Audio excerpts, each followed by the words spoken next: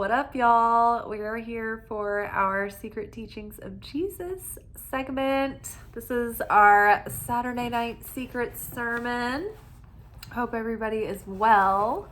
I'm cold, I'm freezing. I just got off work, so I'm warming up, I'm getting cozy.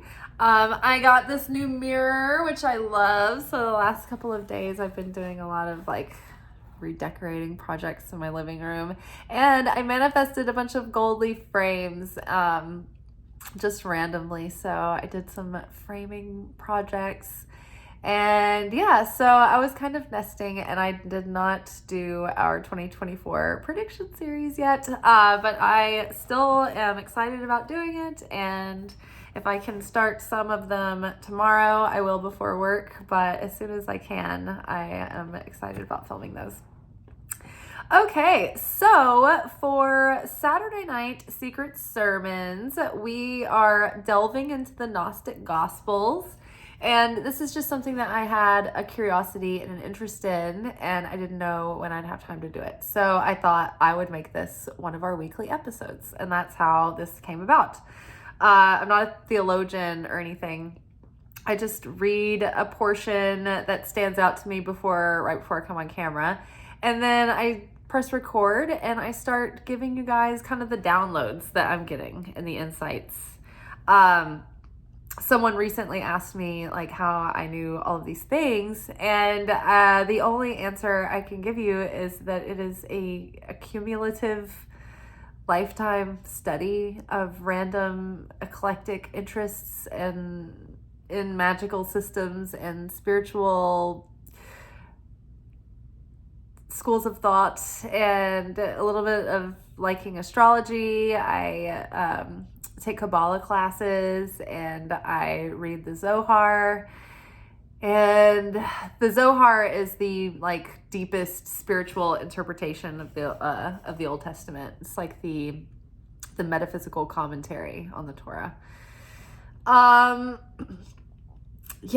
then part of it is just that I was always this kid, even at the earliest ages that I can remember as a small child, 5 and younger, I was the irritating child wanting to know, read between the lines of chapter 1, Genesis chapter 1, asking the annoying questions, probing my parents. Everybody was just just stop questioning God. And I'm like, no, there's gotta be more to this. There's gotta be more information here. I'm not questioning it. I just want to know more. This is very vague. And so, I've always been preoccupied with the cosmos and the creation of all things. And some of it is intuition, and I guess just tapping into the Akasha prophecy.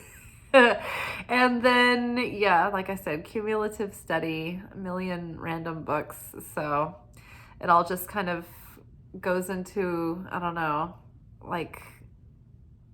the hard drive, I guess.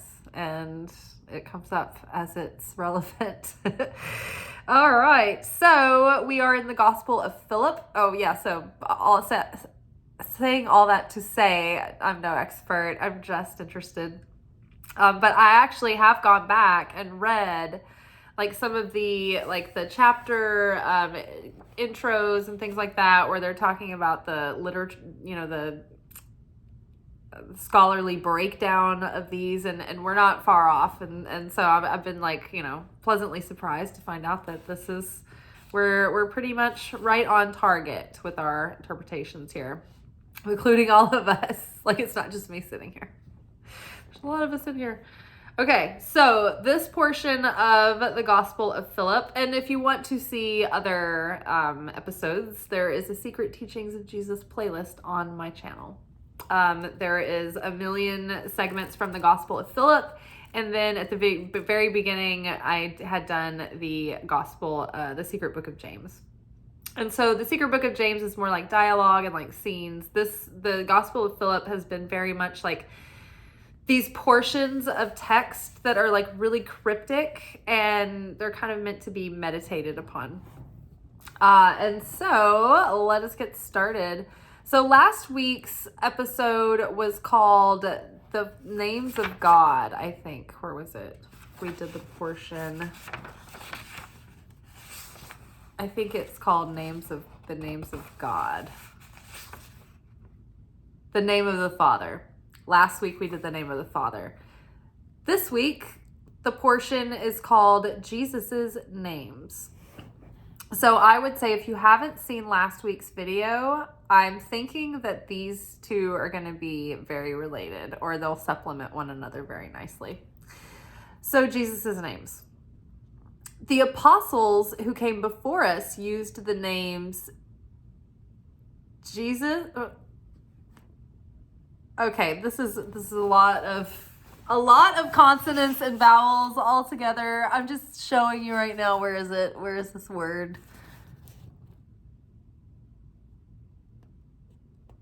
Oh, okay, here we go. This, whatever that is, it does not look like Yeshua. It doesn't look like Jesus.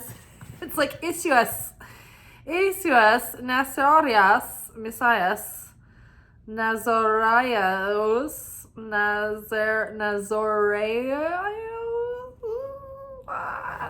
probably Greek, I don't know, Latin maybe? Okay, so the apostles who came before us used the names Isus, Nazaros, Messias, which means Jesus, the Nazarene, the Christ. The last name is Christ. The first name is Jesus. The middle name is the Nazarene. Messiah has two meanings, Christ and measured. In Hebrew, Jesus means redemption. Nazareth means truth. And so the Nazarene means truth. Christ has been measured, thus the Nazarene and Jesus have been measured out. Interesting. Okay, so let's read that again. The apostles who came before us used the name Jesus Nazarius Messias, which means Jesus the Nazarene, the Christ.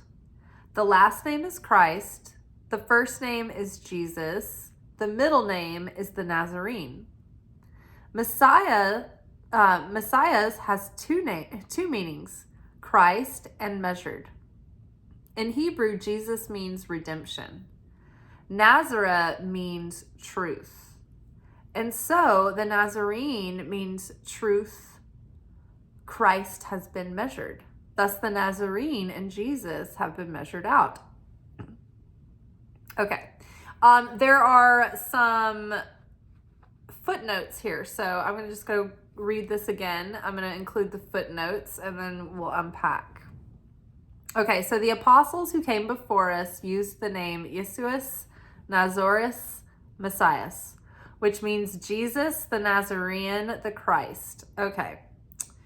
The Greek word Nazareus can indicate someone from Nazareth or someone who is an observant Jewish Christian. I like okay, so I would probably, that's a very good way to describe myself, I think. I would call myself a Nazarene. I am an observant Jewish Christian. I have some Jewish genetics. I love observing Jewish holidays and Jewish customs and beliefs, but I also believe in Jesus the Christ and Jesus the Messiah. Okay, so indicates a someone from Nazareth or someone who is an observant Jewish Christian. So a Nazarene is many times referring to someone who's a Jewish Christian. Okay. The last name is Christ.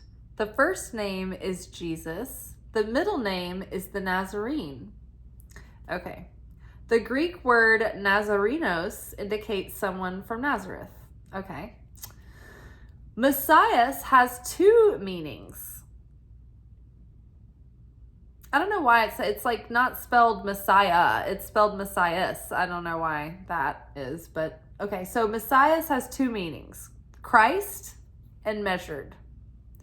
So what is this? In Greek, Christos means anointed.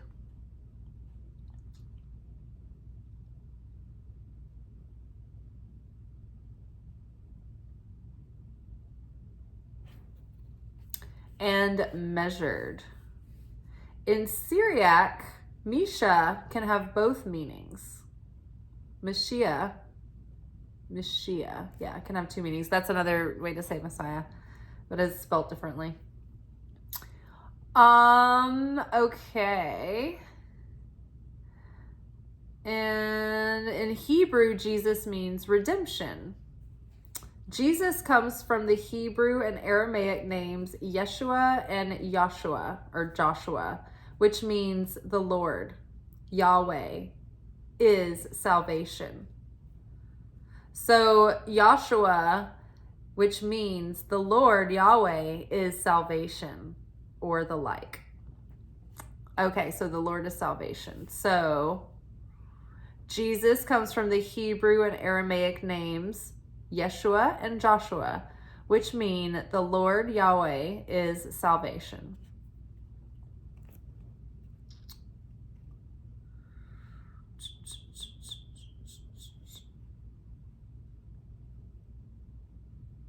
Okay, and then Nazareth means truth, and so the Nazarene means truth. Schenk in Nag Hammadi Dutch amends to read the man of the truth. The man of the truth. So the Nazarene means truth, or the man of the truth. Christ has been measured. Thus the Nazarene and Jesus have been measured out. Truth and redemption.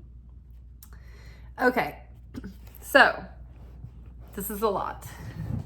It's a lot of just like names and like what names mean and what they're really calling them and what they're really implying. Okay, so hello, this is Chart. Meet Chart. This is the tree of life. As if anybody's been watching these episodes, they are getting familiar with this. This is the map of the cosmos. This is the map of the human soul.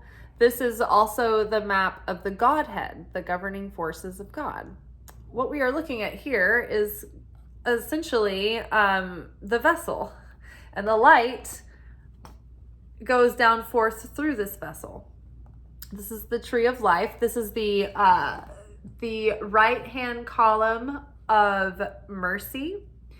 This is the masculine column, or positive charged energy, if you will, if you were thinking of it like electricity. This is the column of judgment. This is the left-hand column. This is the feminine column. This is the column of severity. These are like the governing forces of reality. All these 10 circles here are these different dimensions of consciousness, but they're also governing forces of reality, they're dimensions.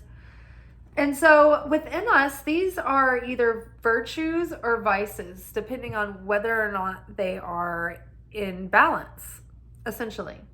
So when it says Christ was measured out, basically, the path of every human being in this life, the soul's purpose, this is like the soul here. This is the map of the soul. And our assignment on earth is to bring these forces into balance within us. These manifest as the different parts of our personality and the way we are and the challenges and the talents that we have in life, right? So it's like we're going through these archetypal initiations, soul initiations and experiences through this life in order to ascend in consciousness through the soul. So the central path here is called the central column. This is like it sounds. It's the neutral column in electricity. It's the centralized pillar of, like, think about the spine. This is like the support system. This is what's stable. When these are all in balance, it's like you get to be in the central column. This is the neutral column. It's not charged full of the process of Tikkune, which is our soul correction, which means that any given day we might have ups, we might have downs. We're on a roller coaster of like this turning our chaos into gold, turning our darkness into light, right? So we're given all this density and these human, complications and shortcomings that we have to rise above in this world, in this life. So it's like we're plagued with these like 7 archetypal problems or weaknesses as human beings, also referred to as demons. This is what they were referring to when they were talking about Mary Magdalene had 7 demons cast out of her. It was these demons we all have, that we all wrestle with. And so when we transcend those, when we die to those parts of our ego and they're no longer having control or hold over us, then we transcend them and we ascend in consciousness. And so it requires our participation, though. It's something we participate in. You can have, say the sinner's prayer and get baptized and get saved and have your salvation, as far as the afterlife, perhaps. But you won't feel the salvation in this life. You won't feel that fulfillment unless you participate in your healing. It's part of the consciousness. It's thy kingdom come is within. So you have to participate in this to prepare your vessel to have affinity with the light so that you can connect with that light. The light is always giving to us. The light is always sharing. Miracles are always there already. There's already another quantum dimension where everything's already perfect and you're already your higher self living your most perfected potential. And every time we break through our shells of negativity and sacrifice our negativity and overcome it, it's like we shift towards our destiny that looks a little bit closer to that elevated one, to that higher self one. The more we have affinity with that, it's like we shift our destiny and the storyline changes a little bit and it gets a little bit better. There's a little bit less process needed. And process are the lessons that we find ourselves repeating. It's like, the same money problems that come up, over and over again, or that provoke certain parts of your, your wounds. Maybe brings up shame in you. Maybe you have the same relationship problems that come up, or, same cycles and patterns that keep playing out over and over again. Maybe you are the person who is, always, shooting yourself in the foot because of your irresponsibility and things like that. And so it's like these things that we struggle against ourselves with that we have to overcome over time. Well, Jesus, like when it says they were measured out, I mean, it's like sort of like the scales over here that I keep behind me. It's like each one of us has these scales within us, and every one of us at birth, we're given, the light of the full 100% light of our spirit that's within us. And we were also given a bit of density. That we are here, it's like our rent for being on earth. We're here to transmute that. We're here to change that. We're here to elevate that, heal that, correct it, right? And bring it into balance. And so when it says Jesus was measured out, it's like he was already even. He was already in the Christ state of consciousness. So this middle pillar here, these are the conscious states. And so here in the bottom level here, this is our earthly realm. This is our earthly level of consciousness, our human consciousness. Now, the elevated, enlightened masters maybe come up to here. This is Yesod. This is where the Buddha achieved consciousness. The next step higher is the Christ consciousness. Now, this is the highest consciousness a human being can achieve without starting to lose the human personality and be reabsorbed into the creator. At this point, if you go above this, it's like you don't even have your ego anymore here. If you go up any more than that, you're going to lose your identity and sense of self. It's like you're going to be reabsorbed. And so the Christ here, the Messiah, this is the Christ consciousness center here in the middle. The Redeemer, do you see how these paths all cross through the center point here?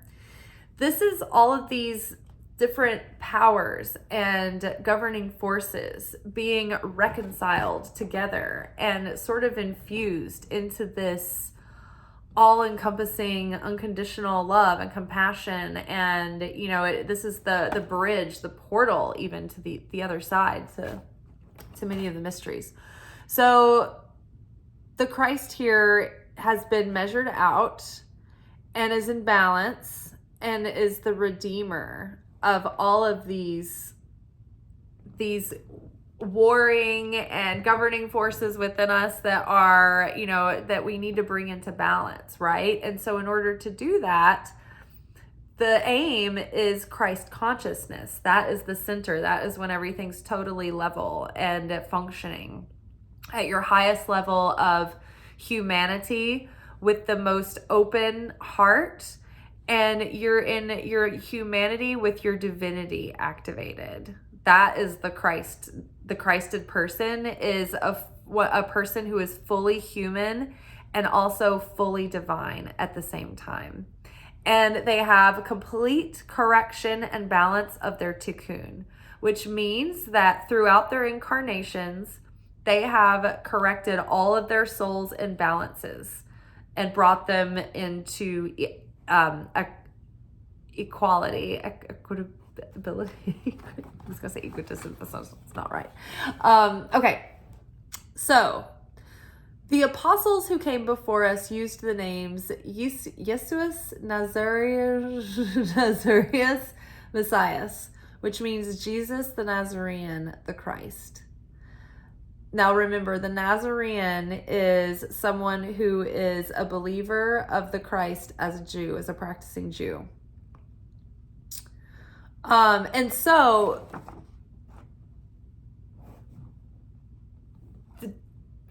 at least what I've learned through Jewish Kabbalah, this soul correction is the process that Jewish people they involve themselves in, or at least as Kabbalists, as the mystics, we are trying to take on the yoke, take on the stages of the cross of self-sacrifice to create a vessel that has affinity with the light, right? We want to die to the lower self that wants to receive for the self alone, that wants to control, that has limited perspective and scope, limited faith, limited resources, and we want to rise above that.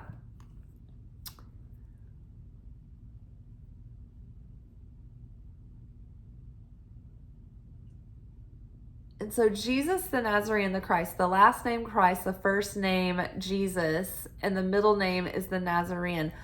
I can't help but also think of like the middle, what is it? The first name is the right column, Jesus, which was what was the truth bearer. The middle name is the Nazarene, and the last name is the Christ. The Christ took the judgment. The Christ took the punishment from everyone and was able to correct that. The point of the column of judgment is to actually correct your darkness, to correct your negativity. It redeems it. It purifies it. So it's not that we're being judged like you're bad, you're wrong. It's the judgment is whatever the process has to be to bring into balance what is out of balance so that you can experience more mercy, right? So judgment may be a painful experience. It may be something that we, have painful consequences of. It may be something else. It may manifest as an illness or an ailment or something. Sometimes it can be physical pain. It can be emotional pain. It can be financial loss, whatever it is. But judgment corrects something in us that needs to be corrected, evened out, redeemed, right? So it's like all of these things that are talking about Jesus's names, it's like they're his titles, but they're also making reference to the process of what it means to be in Christ, like what the Christ is, what it is to be a disciple of the Christ. We're not just propping this person up and worshiping them because they want to be thought of as so great. This is not the point. The point is to follow Jesus's example so that we can achieve this state of liberation from the darkness that holds us bound, and keeps us from revealing our fullest potential and experiencing our deepest fulfillment and aligning with our purpose. And, it liberates us from that. And so, Jesus, when you think about like all the things he was here to do, to be the truth bringer, to be the liberator, to liberate people's souls, to free people from bondage, right? It's like, it's all the soul here. It's talking about the soul work that we do, the soul correction. And it's a process that we participate in, to die to the self. We all take on the cross. We all are to be crucified, right? Our lower self, right? The part that keeps us bound and low, and we want to rise above that in this life. So the Christ teaches us how to do that, but it's not just Jesus's name, it's the title, but it's the path to Christ consciousness, where we're free and liberated from our fears, from our lack, from our doubt, from our smallness, from our separation, from our prejudices, from our hate. The apostles who came before us used the name Jesus Nazareth Messias, which means Jesus the Nazarene, the Christ. The last name is Christ. The first name is Jesus. The middle name is the Nazarene. Messiah has two meanings, Christ and measured. In Hebrew, Jesus means redemption. So like saved, brought back, corrected, right? Corrected and brought back from the pillar of judgment.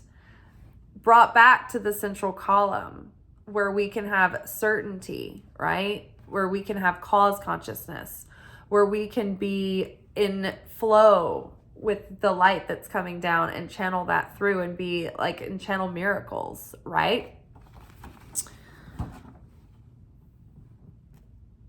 Nazareth means truth. And so the Nazarene means truth. Truth, the truth that'll set us free, is understanding that the cosmos have a perfection to the way that they operate. Though there are spiritual laws that are as non-negotiable as gravity. And it's a perfect system that works for us, and we work within it. And so if we're not aware of what the system is or how it works, then we're being thrown around like a rag doll every time the wind blows. And then also, not only that, we're in panic, emotionally thrown around like a rag doll, in an effect state of everything that's changing all the time. But when we know the truth, when we know the system, we're like, oh, this empowers me to participate in it. And when I know how the system works, it starts working a hell of a lot better. It's like when you learn how to drive a car, especially if it's a manual, you're going to do a lot better than if you don't know how. So there are certain things that are just true in the universe, and certain things that we know that this is going to work like that. If we do this will be a consequence. If we correct this, this will get better. So we learn to work within the system, and we bring balance to our lives. And then we are able to elevate in consciousness, right? And we become very stable, and we have more and more affinity with the light. And then we have more and more certainty and faith in the light, because we see, A equals B. When I heal this stops happening. When I continue to judge, when I continue to this keeps happening. When I continue down this spiral of, behavioral patterns, like this consequence ends up, coming back around again. So, being liberated from those cycles, when you kind of understand the balance and, the laws of the universe. It's like with the law of manifestation, the law of attraction. It's like our vibration is always attracting or repelling, certain things. And it's like when we learn how to use and work that system, everything changes. It's like you're not thrown around, without any kind of control anymore.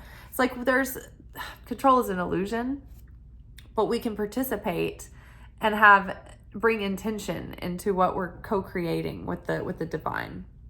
And so when we know the truth, then we're set free from the constant cycle of going through the same lessons over and over and over again. Because we're like, when I start breaking this and like rising above it, I'm like opening myself up to like new levels of life. I'm up leveling, like it's like I'm shifting my whole destiny. It's like all the chaotic lessons I would have had to keep playing out, they don't have to keep playing out. It's like I got the message and like I've been able to like transcend this. And so it's like that process is no longer needed and I'm free from it. All of this. So that's like the truth. When you know this truth and you know that like, oh my gosh, the path to Christ consciousness liberates me from fear. It liberates me from chaos. It liberates me from sickness. Liberates me from being a victim ever. Like, it's insane. Okay, and so truth. And so the Nazarene means truth. Christ has been measured, thus the Nazarene and Jesus have been measured out. Again, let's see. Nazarene indicates someone who's observant Jewish. Indicates someone from Nazareth. So we have the anointed. And Mashiach can have both meanings. Jesus comes from the Hebrew and Aramaic names meaning Yeshua and Yahshua, which means the Lord Yahweh is salvation. Yeah, and again, like the redeeming, salvation, all of these words indicate that we're being redeemed from otherwise, from the darkness, from misery, from despair, from pain, from chaos, from, death, from shadow. And so, again, you can almost use the word correction, which is the process of soul correction, tikkune correction. It's like when in this life, like, okay, you come into this life and you have certain tikkune assignments. And there are certain issues that are going to play out with parents and your siblings and your closest friends and like where you go to school and where you grow up, like all of these things. And so when you start understanding that, oh my gosh, I'm basically in a simulation and life is like a video game, and all of these things, these details about my life that are important, they're there for a reason. And even the things that are unpleasant, that have provoked me, that have wounded me, they're here for a reason too. And when I can get to the bottom of that, and when I can overcome that pain or that weakness or whatever it is, and heal that in me and heal the wound and correct that part of my soul, I'm more in balance, and then it elevates my soul, right? So yeah, I think that this is basically what the passage is about, is that it's all in Jesus's names. His titles are basically telling us the story or the assignment. It's like the truth is here. We are correcting and we are redeeming our souls in order to ascend into Christ consciousness.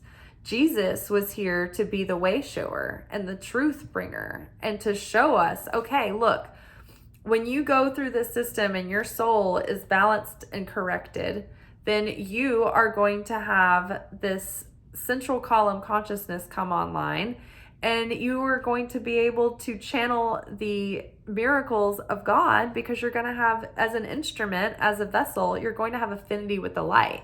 And like attracts like, right? The law of attraction.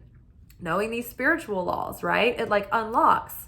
Like, it's like the owner's manual. And all of a sudden you're like, oh, there were directions all this time? That's what the Bible is. It's just a cryptic encoded owner's manual. So many people that are into like conspiracy like type thinking, they're like, they talk about the Bible being coded, and it's like, yeah, it is, but it's like, it's not in some weird way. It's like you have to learn Kabbalah and read the Zohar and all of those things, because it's like the underlying meaning under all of the symbolism and the weird random details that are going on through the Old Testament. You're like, what? And all of the prophets, the major prophets of the Old Testament, they were all Kabbalists.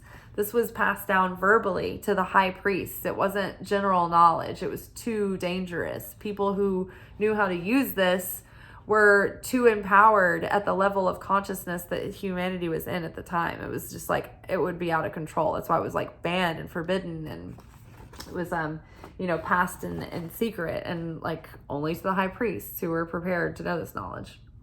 You had to be a certain age and all this stuff. Okay. So, yeah, and I think it just keeps reinforcing the fact that Christ has been measured out. Like the Christ has been measured out. And I think that measured out is when you have literally measured out, like taking your density and transmuted that, and it's been redeemed, and it's been corrected, and it's been, transformed and healed, and it's become light. What would have always been perpetuating darkness through the cosmos, density, evil even, has now been transmuted and healed. And so now it goes to the side of the good. It goes to the side of the power of the light. All right. So again, when you hear this language that's like Jesus is the way, the truth, and the light, it's so true, but I think that modern Christians are at a loss, because they're like, well, I go to church and I believe Jesus is the way, the truth, and light, and I talk about how much I love Jesus all the time, but they're not actively participating in the redemption of their own soul. They're not deeply going in and thinking about, not saying this is a sweeping generalization, but just this overall, I think, pandemic of spiritual poverty in the world. It's like we think that we're going to go to church and like porcelain plate Jesus is just going to do it all for us. And it's never been the point. The point is for us to take on that yoke, to carry the cross with the Christ, to be the disciples, to be the apostles, and to go through the process of ascension. That is what Mary Magdalene did. And that's why she was considered the apostle of apostles. That's why she was Jesus's closest companion. That's why they said she was he loved her more than anyone and all of that. And it's because she was taking on this process of ascension. She was overcoming her demons. She was dying to those parts of the self, and she was rebirthing herself through love, through redemption, through this rising of Christ consciousness. And so she was learning how, through Christ, to love all of these parts of herself and forgive them and love them until they were healed and completely corrected, and she was ascending and she transcended those demons. And so that's why, they're paired together as like spiritual companions and who knows what else. But she was considered like the divine feminine because she went through the process, and it doesn't really ever talk about any of the other disciples going through the process. They were talking about the ideas and the concepts. Many times they weren't even fully grasping the ideas and the concepts. They were obsessed over the material world. They were like, when are we going to take over the government, Jesus? And Jesus was like, or the kingdom of heaven is within. We're ruling and reigning over our out of control like minds and out of control feelings, and we're gaining power and over the laws of nature, in a sense. It's like, as the more that we transcend our ego, the more power is unlocked within us to influence our environment around us. with our intention, with our desire, with what we set our hand to becomes favored and successful. And that only comes from self-sacrifice. We have the amount of power that we can be responsible with, right? And it's not even something you can fake, because the more you have affinity with the light of the Creator, it's like the more you come into union with that. You know, it's like the divine masculine and feminine within coming into union and equality, and then it like activates like this power within, you know, the power for your prayers to be heard, the power for your, you know, prayers to be stronger than the people around you who are not doing the same amount of spiritual correction as you. You know, there is something to be said for, and it's not just that you're wanting power so that your prayers get answered, you know, or that you have more power than others around you, but it's just the fact that you want to have a sense of fulfillment and in this life. I mean, you can do everything right and you can get all the things you wanted and all your dreams come true. But what if you never feel fulfilled, right? What if you're still like, your mind is still a wreck and you're still not, you know, appreciative, and you're still, you know, full of fear and petty worries and concerns, and you know, you've got like conflicts going on everywhere. They're just worthless and grudges, and you know, it's like that's not fulfilling. But when we do all of this inner work, when we correct these things, it not only makes our outer world better, that's a byproduct, but what's invaluable and irreplaceable is our inner peace, is a feeling of serenity, is a feeling of harmony and goodness and kindness and love, and not feeling the horrendous feelings of hate, fear, anger, grudges, hostility. Like all those feelings feel like shit. We've all felt them. They feel like crap. We don't want them. And so, you know, heaven on earth, like the rapture, is when we can find rapture, when we can be saved from our own misery, from our own quagmire of, you know, just bemoaning everything, and our own irritants and our own, you know, smallness. It's like just being able to be free from that is everything. And then your vibration gets so good and you feel so stable and so certain in the light of the Creator that your outer world starts reflecting that inner change. So really, you want to start on the inside at a seed level, and then everything else starts to change on the outside as a reflection of the inner work, because you've been measured out and redeemed. And that's when the miracles start coming. All right, you guys, let's read this one more time and then we'll call it a night. It's so funny. Every night, I'm like, every Saturday night I do this. I'm like, I'm so tired. I don't know how I'm going to talk about this. It's like, what am I even going to say about any of this? And then it's always like 45-minute video. Okay, Jesus's names. The apostles who came before us used the names Jesus, Nazareth, Messiah.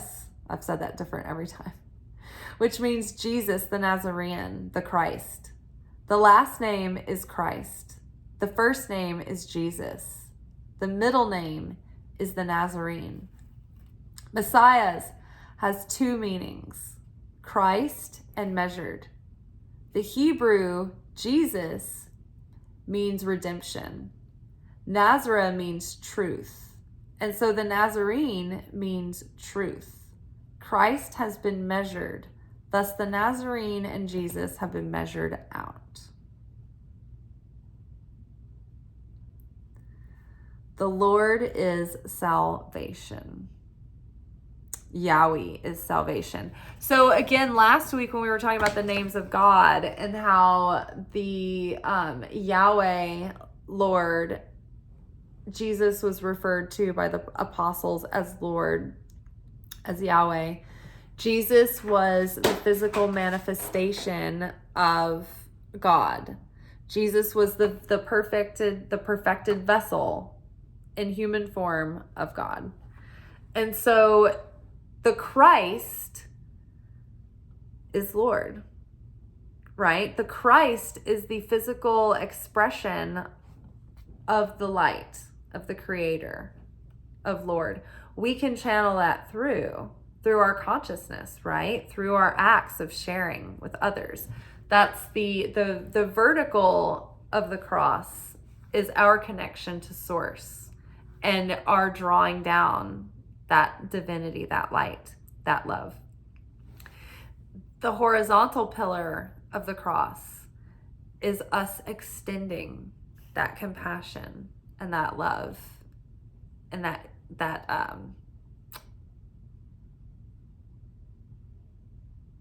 our humanity outward, so to speak, to humanity, extending our humanity to humanity, from one human to another.